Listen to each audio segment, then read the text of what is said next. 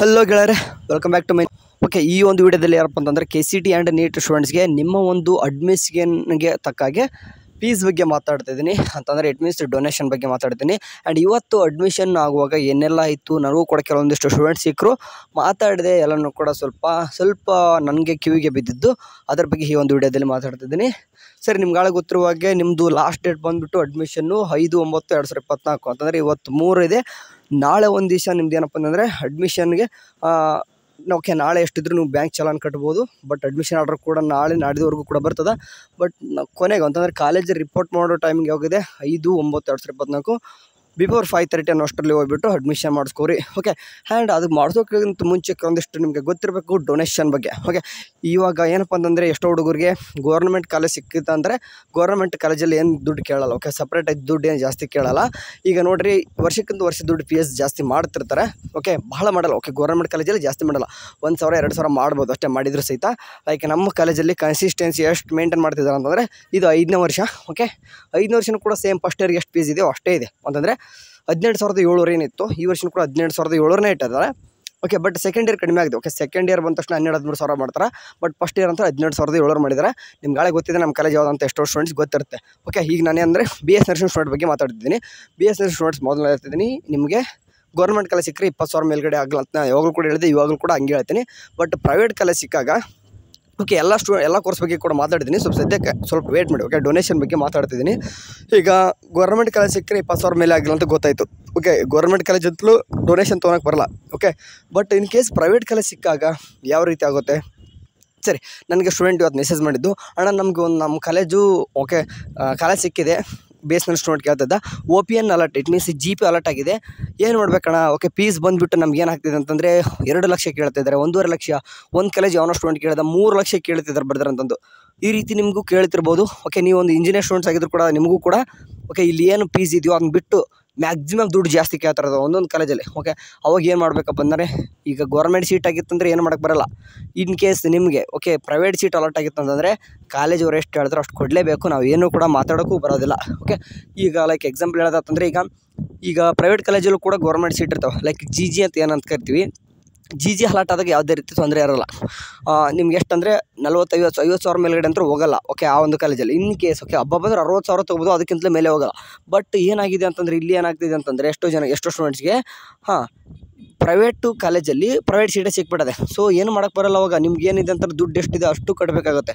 Okay, ಸಿಂಪಲಾಗಿ ನಾನು ಏನು ಹೇಳ್ತೀನಿ ಅಂತಂದರೆ, ನಿಮ್ಗೆ 2 ಲಕ್ಷ 3 ಲಕ್ಷ ಕಟ್ಟಿ ಹತ್ರ ಹೋಗೋ ಬದಲು ನಿಮಗೆ ಯಾವುದಾದ್ರೂ ಒಂದು ನಿಯರ್ ಇರೋ ಕಾಲೇಜಲ್ಲಿ ಹೋಗ್ಬಿಟ್ಟು ಡೈರೆಕ್ಟ್ ಅಡ್ಮಿಷನ್ ಮಾಡಿಸ್ಕೊರಿ. ಓಕೆ, ಅಲ್ಲಿ 1 ಲಕ್ಷ ನಿಮಗೆ 1,20,000 30,000 ಹೇಳ್ಬೋದು. ಈ ರೀತಿ ಆದಾಗ ನನಗೆ ಇವತ್ತು ಸ್ಟೂಡೆಂಟ್ಸ್ ಹೇಳಿದ್ದೇನಪ್ಪ ಅಂದರೆ, ಸಪ್ರೇಟಾಗಿ ಒಂದು 2 ಸ್ಟೂಡೆಂಟ್ಸ್ ಇವತ್ತು ನಾನೇ ಅಡ್ಮಿಷನ್ ಮಾಡಿಸಿದ್ದೀನಿ. ಏನಪ್ಪ ಅಂದರೆ, ಹಣ ನಮ್ಮ ಸಿಕ್ಕರಂಥ ಕಾಲೇಜಲ್ಲಿ 2 ಲಕ್ಷ ಕೇಳ್ತಿದ್ದಾರೆ, ಅಥವಾ 1.5 ಲಕ್ಷ ಮೇಲ್ಗಡೆ ಕೇಳ್ತಿದ್ದಾರಂತೆ.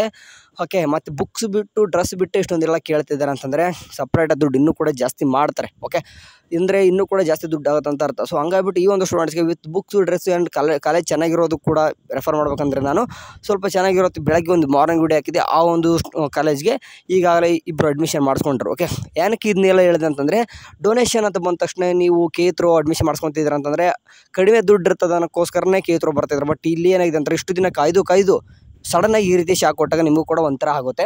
Okay, anyway BS nursing student ಆಯ್ತು ಅಂತಂದರೆ, ಈ ರೀತಿ ಏನಾದರೂ 1 ಲಕ್ಷದ ಒಳಗಡೆ ನಿಮ್ಗೆ ಏನಾದರೂ ಫೀಸ್ ಇರುವಂಥ ಕಾಲೇಜ್ ಬೇಕಂತಂದರೆ ನನಗೆ ಕಾಂಟ್ಯಾಕ್ಟ್ ಮಾಡಿ, ನಿಮಗೆ ಸಿಗ್ತೀನಿ. ಸರಿ, ಈಗ ಇದ್ರ ಬಗ್ಗೆ ಏನಪ್ಪ ಮಾತಾಡಬೇಕು, ಇದಕ್ಕೇನು ಅಂದರೆ ಕೊನೆನೇ ಇಲ್ವಾ ಡೊನೇಷನ್ಗೆ ಅಂತಂದು. ಸರಿ, ಎಷ್ಟೊಂದು ಸ್ಟೂಡೆಂಟ್ಸ್ ಇವತ್ತು ಕಾಯ್ತಿದ್ದಾರೆ, ಅಣ್ಣ ನಾನು ಇವತ್ತು ಅಡ್ಮಿಷನ್ಗೆ ಹೋಗಿದ್ದೆ, ಭಾಳಷ್ಟು ಬೇಜಾರಾಯ್ತಣ್ಣ. ಯಾಕಂದರೆ ನಾನು ಎಕ್ಸ್ಪೆಕ್ಟೇಷನ್ ಇಟ್ಕೊಂಡು ಹೋಗಿದ್ದೆ, ಬಟ್ ಜಾಸ್ತಿನೇ ದುಡ್ಡು ಕೇಳ್ತಿದ್ದಾರೆ, ಏನು ಮಾಡಬೇಕಂತಂದು. ನೋಡ್ರಿ, ಏನೂ ಮಾಡೋಕ್ಕಾಗಲ್ಲ. ಓಕೆ, ವರ್ಷದ ಇದು ಎಜುಕೇಷನ್ ಸಿಸ್ಟಮೇ ಈ ರೀತಿ ಇದೆ. ಓಕೆ, ಅವ್ರು ಕೊಟ್ಟು ಎಷ್ಟು ಹೇಳ್ತಾರೋ ಅಷ್ಟು ಕೊಟ್ಟು ನಾವು ಸುಮ್ಮನೆ ಅಡ್ಮಿಷನ್ ಮಾಡ್ಕೊಂಡು ಕಲಿಬೇಕಾಗುತ್ತೆ. ಹಂಗಿತ್ತಂದರೆ ಅಣ್ಣ ನಾನು ಏನಕ್ಕೆ ಇಷ್ಟೊಂದೆಲ್ಲ ವೇಟ್ ಮಾಡಬೇಕಿತ್ತು, ಸುಮ್ಮನೆ ನಾರ್ಮಲ್ ಡಿಗ್ರಿ ಆದರೂ ಮಾಡ್ತಿದ್ದೆ, ಏನಾದರೂ ಬೇರೆ ಕೋರ್ಸಸ್ ಆದರೂ ಮಾಡ್ಕೊತಿದ್ದೆ ಅಂತ ಹೇಳ್ಬೋದು. ನೋಡಿ, ನೀವು ನಾರ್ಮಲ್ ಡಿಗ್ರಿ ಮಾಡಿದ್ರು ಕೂಡ ಏನು ಅಂದರೆ ಅಷ್ಟಕ್ಕಷ್ಟೇ, ಅದು ಇರಲ್ಲ ಅಂತ ಹೇಳಲ್ಲ, ಬಟ್ ಅದನ್ನೂ ಕೂಡ ಸಿಕ್ಕಾಪಟ್ಟೆ ಓದಬೇಕಲ್ಲ, ಟೈಮ್ ಎಲ್ಲ ವೇಸ್ಟ್ ಆಗ್ತದೆ. ಸ್ವಲ್ಪ ದುಡ್ಡು ಹೋಗುತ್ತೆ ಅನ್ನೋದಷ್ಟೇ, ಬೇಗ ಜಾಬ್ ಸಿಗುತ್ತೆ ಅನ್ನೋಕ್ಕೋಸ್ಕರ ಇನ್ನು ವೇಟ್ ಅಂದರೆ ಮಾಡ್ತಿದ್ರು ಅಂತ ಅರ್ಥ. ಆದರೆ ಇಲ್ಲಿ ಇಷ್ಟೊಂದು ದುಡ್ಡು ಕಟ್ಟೋಕ್ಕಾಗಲ್ಲ ಅಂತಂದರೆ ನೀವೇನು ಮಾಡ್ರಿ ಅಂತಂದರೆ, ಬೆಟರ್ ನಾನೇನು ಹೇಳ್ತೀನಿ, ನೀವು ಬೇರೆ ಕೋರ್ಸಸ್ ಕೂಡ ನೋಡ್ಕೋಬೋದು. ಓಕೆ, ಅಂತಂದ್ರೆ ಲೈಕ್ ನೀವು BSc ಕೂಡ ಮಾಡ್ಕೋಬೋದು, ಜಾಸ್ತಿ ದುಡ್ಡೆಲ್ಲ ಆಗುತ್ತೆ ಅಂತಂದರೆ. ಇಲ್ಲ, ನಾನು ಸಾಲ ಮಾಡಿದ್ರು ಚಿಂತಲ್ಲ, ಈ ಕೋರ್ಸ್ ಓದಬೇಕು, ಯಾಕಂದರೆ ನಾನು ಮುಂದಿನ ಮನೆ ಚೆನ್ನಾಗಿರ್ಬೇಕಂದ್ರೆ ಇದನ್ನ ಓದಲೇಬೇಕು ನಾನೀಗ ಅಂತಂದರೆ ಓದ್ಕೊರಿ. ಸ್ವಲ್ಪ ನಿಮಗೋಸ್ಕರ ಎಜುಕೇಷನ್ ಲೋನ್ಸ್ಗಳು ಎಲ್ಲಾದರೂ ಸಿಗ್ತಿರ್ತಾವೆ, ಲೋನ್ಸ್ ತೊಗೋರಿ.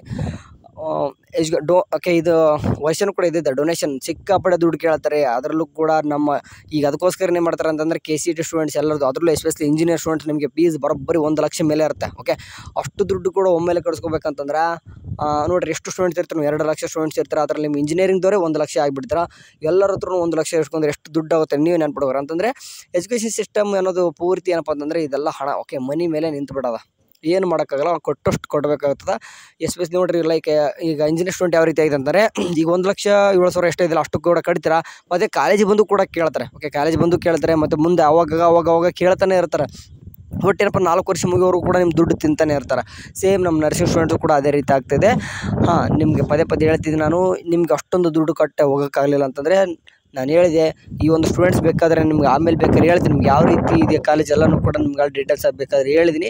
ಈಗ ಯೂಟ್ಯೂಬಲ್ಲಿ ಬಂದ ತಕ್ಷಣ ಒಂದು ಸ್ಪೆಸಿಫಿಕ್ಕಾಗಿ ಒಂದು ಕಾಲೇಜ್ ಬಗ್ಗೆ ಕೂಡ ನಾನು ಮಾತಾಡೋಕ್ಕಾಗಲ್ಲ, ಯಾಕಂದರೆ ರೂಲ್ಸ್ ಇರ್ತವೆ. ಓಕೆ, ಯೂಟ್ಯೂಬಲ್ಲಿ ಕೆಲವೊಂದಿಷ್ಟು ರೂಲ್ಸ್ ಇರ್ತವೆ. ಡೊನೇಷನ್ ಅಂತೂ ಇದ್ದಿದೆ ಕಂಡ್ರೋ, ನೀವು ಇನ್ ಕೇಸ್ ಇಲ್ಲ 2 ಲಕ್ಷ ಕೊಟ್ಟು ಹೋಗ್ತೀನಿ ಕಲೀರಿರ್ತೀರಂದ್ರೆ ಕಲೀರಿ, ಬೇಡನಲ್ಲ, ಬಟ್ ಚೆನ್ನಾಗಿರೋ ಕಾಲೇಜಲ್ಲಿ ಕಲೀರಿ. ಓಕೆ, ಅಷ್ಟೆಲ್ಲ ದುಡ್ಡು ಕೊಟ್ಟು ಕಲಿತೀನಿ ಅಂತಂದರೆ ಟಾಪ್ ಕಾಲೇಜಲ್ಲೇ ಕಲೀರಿ ಅಂತ ಹೇಳ್ತೀನಿ. ಇಲ್ಲ 3 ಲಕ್ಷ ಕೊಟ್ಟು ಯಾವುದೋ ಒಂದು ಅಂದರೆ ಬೇಡವಾಗಿ ಅಂತ ಸರಿ ಇರಲಾರ ಕಾಲೇಜ್ ಕಲಿತ್ರು ವೇಸ್ಟ್ ಅಲ್ವಾ.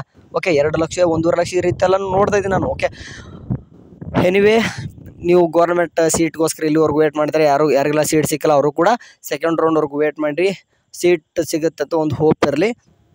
ಆ್ಯಂಡ್ ನೀವು ಓಕೆ ಡಿಗ್ರಿ ಕೂಡ ಯಾವಾಗ ಬೇಕಾದರೂ ಮಾಡ್ಬೋದು. ಓಕೆ, ಡಿಗ್ರಿ ಏನು ನಿಮ್ಗೆ ಯಾವಾಗ ಬೇಕಾದರೂ ತೊಗೋತಾರೆ, ಬಟ್ ಸ್ವಲ್ಪ ಬ್ಯಾಕ್ ಆಗ್ಬೋದು. ಓಕೆ, 1-2 ಲೆಸನ್ಸಿಂದ ಆಗ್ಬೋದು, ಬಟ್ 4 ವರ್ಷ ನಿಮ್ಮದು ಲೈಫ್ ನೋಡ್ಕೋರಿ ಅಂತ ಹೇಳ್ತೀನಿ ಅಷ್ಟೇ.